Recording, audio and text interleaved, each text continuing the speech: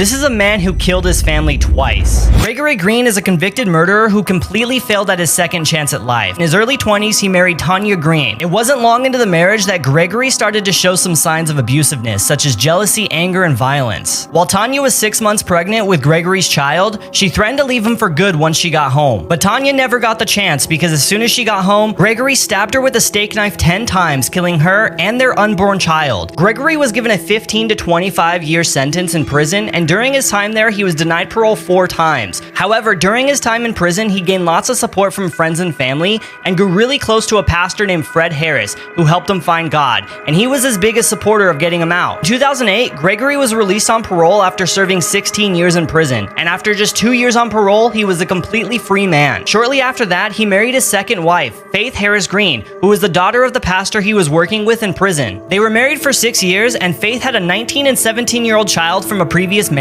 and Gregory and Faith had a 5 and 6-year-old child. Over the course of their marriage, Gregory started to show the same signs of abusiveness as he showed before, and Faith also tried to file a restraining order but was denied. Things got really ugly in 2016 when Gregory poisoned his 2 young children that were sleeping upstairs, took Faith to the basement, tied her to a chair, and beat her. He then brought down his stepchildren and shot them in front of her. Faith survived the encounter, and Gregory was sentenced to prison yet again and won't be eligible for parole until he's 97 years old.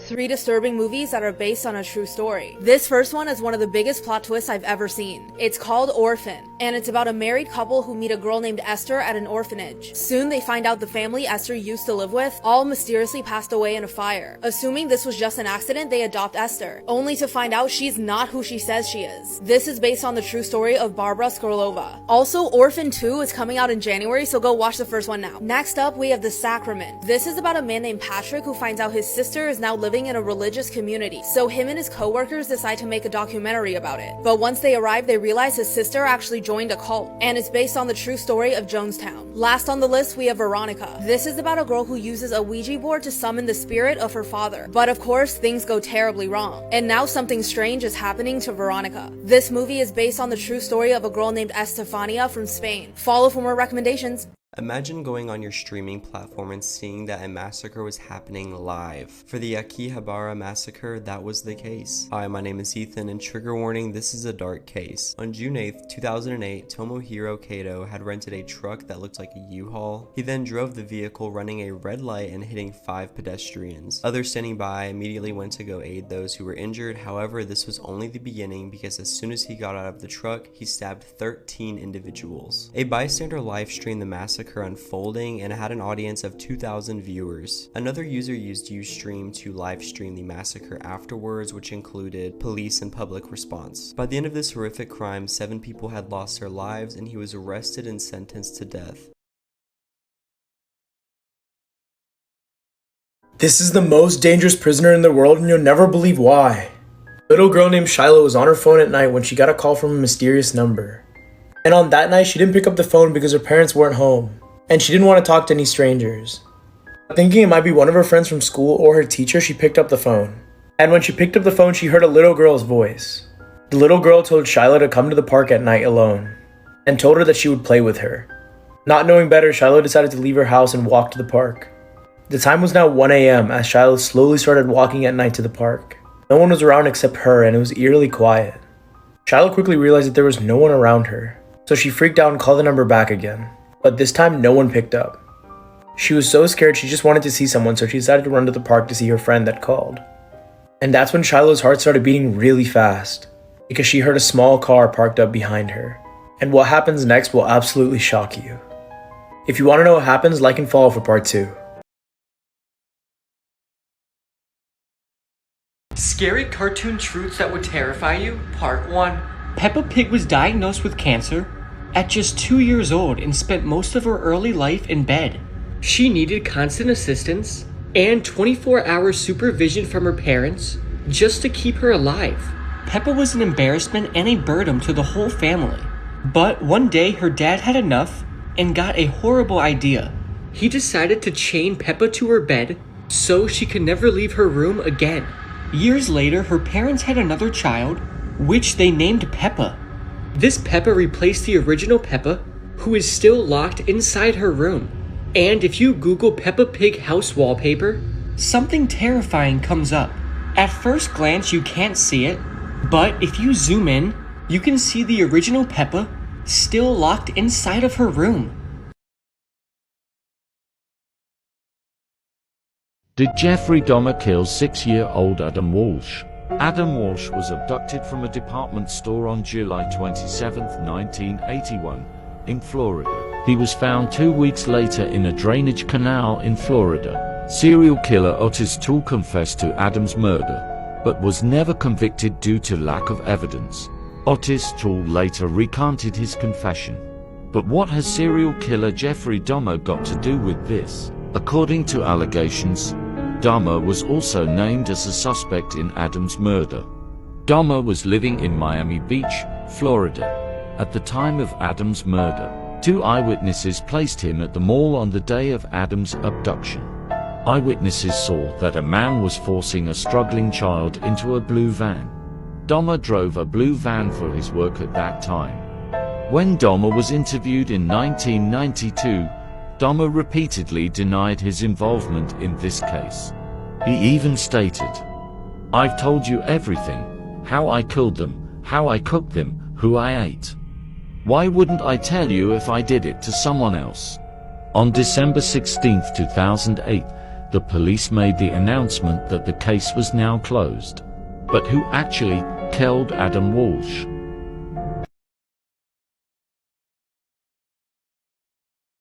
The true story behind the book and film The Girl Next Door is truly terrifying. The Girl Next Door is a film based on a book by writer Jack Ketchum, but the book is inspired by a real-life murder.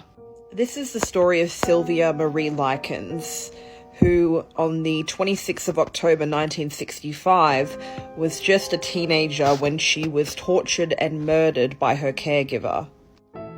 Major trigger warning at this point, because the things that this poor girl goes through is just unimaginable.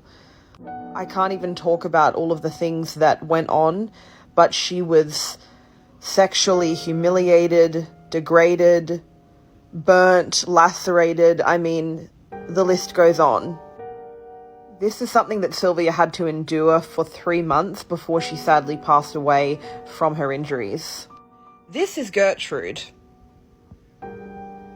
Doesn't she just look like the kind of woman who would do this? Apparently, Gertrude originally, when she realized that Sylvia was dead and she had killed her, started beating on her body with a Bible over and over again, screaming, "Liar, liar." When Gertrude realized, obviously, that she had actually killed Sylvia, I mean, hello? You've been torturing her for 3 months. She called Richard Hobbs, who was one of the other neighborhood boys that was participating in this torture. And that's when the police came and she was arrested. This is a really heavy story, especially when you read Jack Ketchum's book or any kind of documentary about it. So just go into it with that in mind.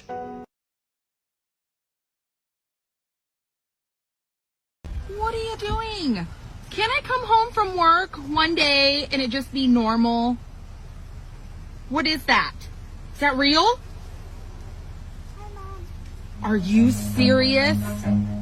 Oh my... How young is the world's youngest serial killer? 20? 18? Even 15? This age reveal at the end of the story will shock you. Amarjit Sada killed 3 people in separate incidences between 2006 and 2007, including 2 family members. This story takes place in India, and we're going to start in 2007 with a missing baby. A young woman had left her 6-month-old baby in the care of a primary school, and when she had come back, the baby was missing. Now, of course, immediately this baby's family was frantic, and they all began pointing fingers at one individual, Amarjit Sada.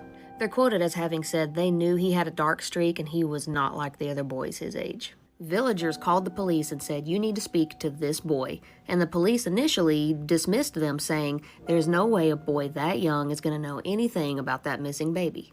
Ultimately, the police listened to the villagers and tried to speak with Sada, and his parents were hesitant to let him speak to the police. And the disturbing fact is, the reason the parents were hesitant to let their son speak to the police was because they already knew that the boy had killed his cousin and his baby sister. They didn't bother getting the police involved with that, even knowing what their son had done, because it was a family matter. But eventually, after pressure from the police, Sada's parents did let him speak to the police. And it was at this point that Amarjit Sada admitted to the police what he had done. While in police custody, Amarjit was very cool, very collected, even asked for a biscuit at one point before telling the police that he had in fact snuck into the daycare where the baby was sleeping, took the baby out of the crib and out into the woods where he brutally beat her with a brick and strangled her.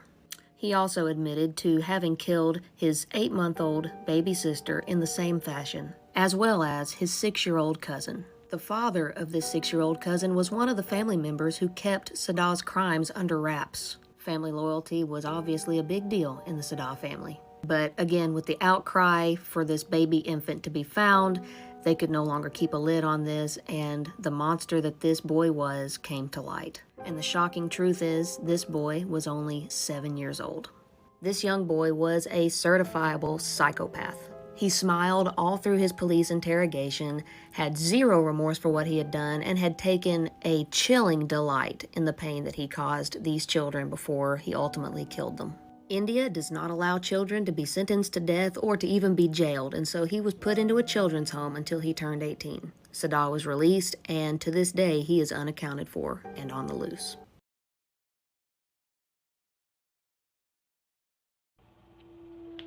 In a video that has went viral on Twitter that I will not show here, a crocodile carrying a 4-year-old boy's body to a team of rescuers, where the crocodile leaves the boy. This is the amazing story. The Mahakam River is in East Kalimantan, Indonesia, and it is the home to a few different species of crocodilians. But 2 days earlier, the young boy was swimming with friends and family. He got into some trouble. They don't know exactly what happened, but he went down under the water so fast that they were not able to find his body. The frantic and grieving family called together everyone that they could to aid in the search-rescue attempt. They were unable to find him. They went home both nights, weeping and crying and praying to their gods. It was the second day that they received a call that a crocodile had been seen in the Mahakam River, nearly 5 miles from where the boy had drowned, and it was carrying a body. They went down to the river. Search and rescuers took a boat out, and sure enough, they saw the huge crocodile carrying the 4-year-old child's body. They got closer, and the crocodile swam to them and gently deposited the boy in their arms. They took the young boy's body on board and back to the village, where they prepared him for burial. There were no tooth marks on him whatsoever. There was no evidence that he had been attacked by a crocodile or even grabbed hard. No bruising, nothing. The family believed that their prayers were answered and that the gods brought their son home, and they used the crocodile to do so. Even though I have access to the video and it's blurred out, it's still rather graphic. I challenge you to use caution if you look it up.